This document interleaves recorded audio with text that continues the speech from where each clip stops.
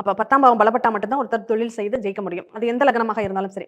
அப்ப இந்த சனி பகவானுடைய அந்த உழைப்பு அப்படிங்கிறது மேஷத்துக்கு சிறப்பாக அமைந்து, அந்த சனி பகவான் நல்ல அமைப்பில இருந்துட்டாருன்னா, தொழில்ல அவங்க வெற்றி பெறக்கூடிய வாய்ப்புகள் அப்படிங்கிறது அதிகம். இந்த சனி பகவான் வந்து நல்ல கடுமையான உழைப்பாளி. மெதுவா மூவ் ஆகும். ஆனா ஸ்ட்ராங்கா இருந்துருவாங்க அப்படின்னு சொல்லலாம். அப்ப இவங்க தொழில் செய்றதுக்கு வல்லவர்கள் அப்படின்னு சொல்லலாம். இவங்களுக்கு அந்த தொழில்ல வெற்றி பெற வேண்டுமானால் எந்த தெய்வத்தை இவங்க பலமா பிடிக்கணும் அப்படின்னா, இவங்க காவல் தெய்வங்கள பலமா பிடிச்சுக்கணும். குலதெய்வம் காவல் தெய்வமாவே இருக்கு அப்படின்னா, தாராளமா அத கெட்டியா பிடிச்சுக்கோங்க. அதுதான் தொழில்ல இருந்து உங்களை காத்து விடும். இந்த ரிஷப லக்னத்திற்கு தொழிலை அமைச்சு கொடுக்கக்கூடியவர் யாரு அப்படின்னா சனி பகவான் தாங்க. இந்த ரிஷபத்திற்கும் 10ஆம் பாவகம் தொழில்ங்கிற ஸ்தானத்திற்கு அதிபதி சனி பகவான் தான்.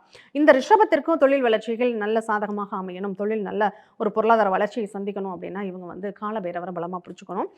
அது இல்லாம இவங்க என்ன பண்ணணும்னா உண்டியல்ல ஒரு தெய்வத்தை பார்ட்னரா சேர்த்து அந்த பார்ட்னர்ல ஒரு பங்கு லாபத்தை நீங்க போட்டு வச்சுக்கிட்டு வரணும். எந்த தெய்வத்துக்கு பிரார்த்தனை பண்ணிக்கிட்டீங்களோ அந்த தெய்வ கோயில்ல போய் அந்த பணத்தை நீங்க செலவு பண்ணணும் அப்படின்னு சொல்லலாம்.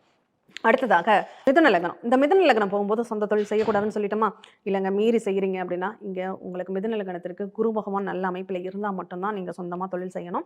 அப்படியும் தொழில் செஞ்சாலும் அது 100% லாபத்தை எல்லாம் தராது. ரொம்ப இழுத்து பிடிச்சு வேற வழியே இல்லையே அப்படின்னு கௌரவத்திற்காக செய்யக்கூடிய ஒரு சூழ்நிலைகளை தரும். அதாவது அப்ப இப்ப ஆரம்பிச்சுட்டீங்க. அது வின் பண்றதுக்கு என்ன பண்ணணும் அப்படின்னா, இந்த மிதுன லக்னக்காரங்க உங்களுடைய தொழில்ல உங்களுக்கு வந்து திருச்செந்தூர் முருகனை வந்து பலமா பிடிச்சுக்கோங்க. அவர் தான் உங்க தொழில்ல இருந்து உங்களை காப்பாற்றக்கூடியவர், வல்லமை மிக்கவராக இருப்பாரு. அந்த திருச்செந்தூர் முருகப்பெருமானுக்கு நீங்க என்ன வேண்டுதல் வைக்கணுமோ, பிரார்த்தனை வைக்கணுமோ, பிரார்த்தனை வச்சுக்கோங்க.